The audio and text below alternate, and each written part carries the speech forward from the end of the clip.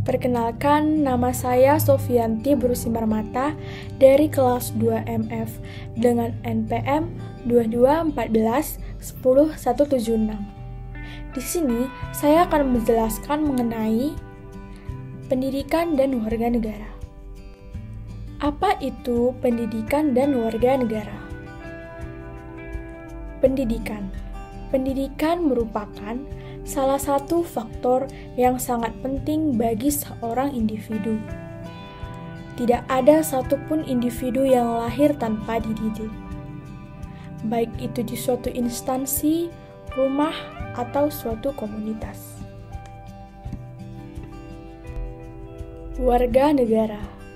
Warga negara ialah penduduk sebuah negara atau bangsa yang berdasarkan keturunan, tempat kelahiran, dan sebagainya mempunyai kewajiban dan hak penuh sebagai warga negara itu. Adapun arti lain dari warga negara adalah orang-orang Indonesia asli dan orang-orang bangsa lain yang disahkan oleh undang-undang sebagai warga negara. Tujuan pendidikan. 1.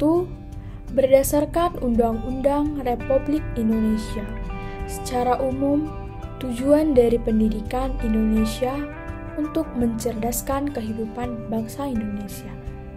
Yang kedua, melalui pendidikan, manusia diharapkan agar menjadi berilmu, berpengetahuan, beraktivitas, sehat jasmani dan rohani, kepribadian yang baik, mandiri, dan bertanggung jawab. Yang ketiga, pendidikan dan kehidupan, sebab dalam aktivitas yang dilakukan manusia, di situ terdapat pendidikan. Adapun fungsi pendidikan. 1. Mempersiapkan masyarakat agar dirinya dapat mencari nafkah dengan lebih mandiri. 2. Proses membangun serta mengembangkan minat atau peserta didik. 3. Sebagai tindakan pelestarian budaya yang ada di lingkungan masyarakat. 4. Mengsosialisasikan peserta didik mengenai perbedaan atau kultur yang ada di masyarakat luas, mulai dari perbedaan agama, suku, dan juga budaya. 5. Proses penanaman keterampilan yang juga dibutuhkan pada keikutsertaannya dalam kegiatan demokrasi. 7. Mewujudkan pelestarian kebudayaan masyarakat. Pendidikan sebagai warga negara. Pertama, menjunjung hukum dan pemerintahan Indonesia. Kita harus menaati setiap peraturan yang ada di Indonesia. Yang kedua, menjaga kelestarian lingkungan sekitar. Kita menjaga lingkungan sekitar dengan cara menjaga kebersihan tempat tinggal kita. Yang ketiga, membayar pajak. Kita membayar pajak negara karena pajak negara adalah salah satu sumber pendapatan negara yang digunakan untuk pembangunan. Hak sebagai warga negara. 1. Menikmati persamaan kedudukan dan kepastian di muka hukum dan pemerintah. 2. Menikmati hidup yang layak. Setiap orang memiliki kehidupan yang layak dengan kehidupan yang terpenuhi. 3.